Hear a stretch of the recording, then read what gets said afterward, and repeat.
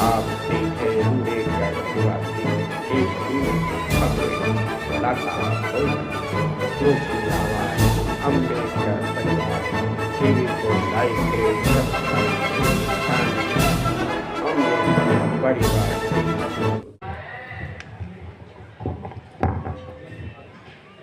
मेरी तरफ से सभी को जय भीम और हैप्पी रिपब्लिक डे बोलूँगा मैं सभी को। वीर सिंह जी का धन्यवाद करना चाहूँगा मैं जब भी मंच पर आता हूँ मेरे को स्पीच देनी होती है तो बहुत ही काइंड वर्ड्स में वो मेरा इंट्रोडक्शन देते हैं। Thank you so much Veer Singh uncle. मंच पर विराजमान और भी यहाँ पे लोगों को मेरा नमन। आज रिपब्लिक डे है, गणतंत्र दिवस हम मना रहे हैं। आप सभी ने देखा होगा परेड होती है और तरह तरह की बातें होती हैं, तरह तरह के फंक्शंस होते हैं।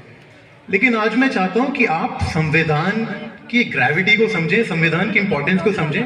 बिकॉज मुझे लगता है कि यहाँ पर उपस्थित आधे से ज्यादा लोगों को शायद संविधान के बारे में इतना जागरूक नहीं होंगे संविधान के प्रति। आप देखिए कि एक व्यक्ति जिसको सोशली, फाइनेंशियली और साइकोलॉजिकली प्रताड़ित किया गया हो, उसके हाथ में बागडोर दी जाती है कि वो ड्राफ्टिंग कमेटी का चेयरपर्सन है। ऐसा व्यक्ति, उसके पास में हर एक वो रीजन है कि वो उस संविधान को, उस कॉन्स्टिट्यूशन को अपने हिसाब से मोल्ड कर सकता है। लेकिन क्या आपने जब भी कॉन्स्टिट्यूशन पढ़ा आपको पता चला कि वो किसी एक कास्ट, रिलीजन, किसी कम्युनिटी का फेवर करता हो?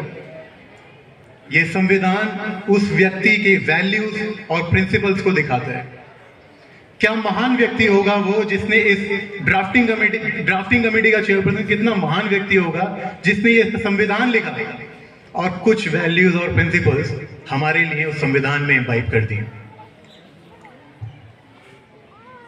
जब हम अपनी गवर्नमेंट चुन रहे थे, अपनी फॉर्म ऑफ गवर्नमेंट चुन रहे थे, तो बहुत सारे ऑप्शंस थे हमारे पास में।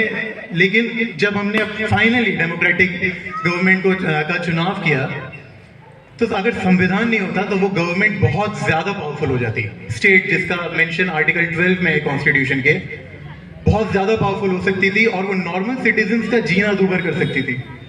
एग्जिस्टेंस बहुत मुश्किल हो जाता। अब आप ऐसे में सोचिए कि हमारी कम्युनिटी के लोग और हमारा जीना किस लेवल पे वो दूभर कर सकते थे। यहाँ हम जो बैठे हैं, आज जो मैं बोल पा रहा हूँ, आज ये जो हम एक कार्यक्रम यहाँ पर कर पा रहे हैं, ये बिल्कुल पॉसिबल नहीं था। हमारा सांस लेना भी ऊपर हो जाता।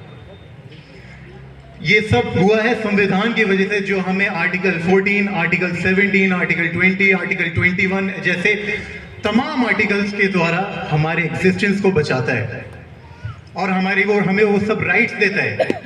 पढ़ने का अधिकार देता है, एम्प्लॉयमेंट का अधिकार देता है।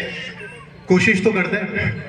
जब बीजेपी जैसी गवर्नमेंट आ जाती है, ऐसी कोई भी गवर्नमेंट आ जाती है, तो संविधान सिर्फ कोशिश कर सकता है।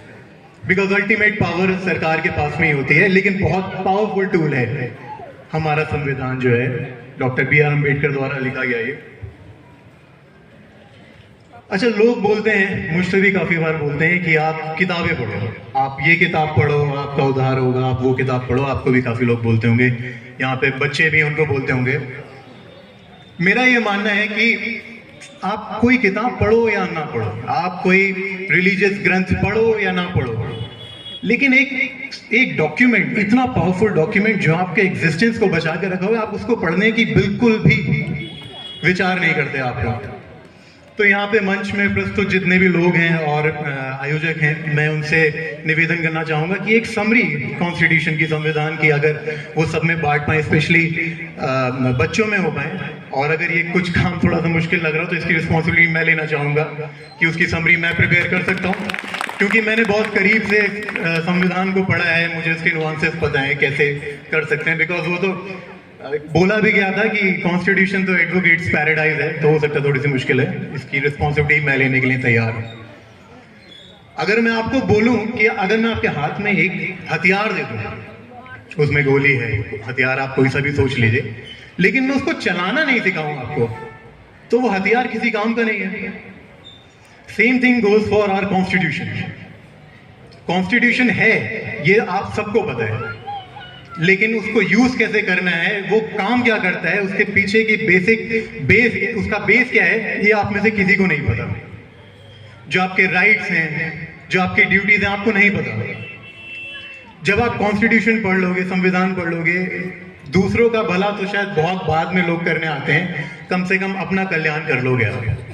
तो अपने लिए सही, लेकिन संविधान को पढ़ना बहुत ज़्यादा ज़रूरी है।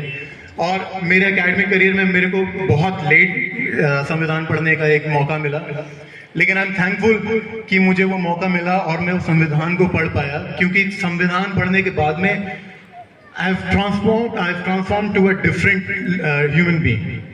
मैं एक बेहतर और एक अच्छा इंसान तो बन ही गया हूँ। कोई अफसर बनूं या ना बनूं, एक अच्छा इंसान जरूर बन गया हूं मैं।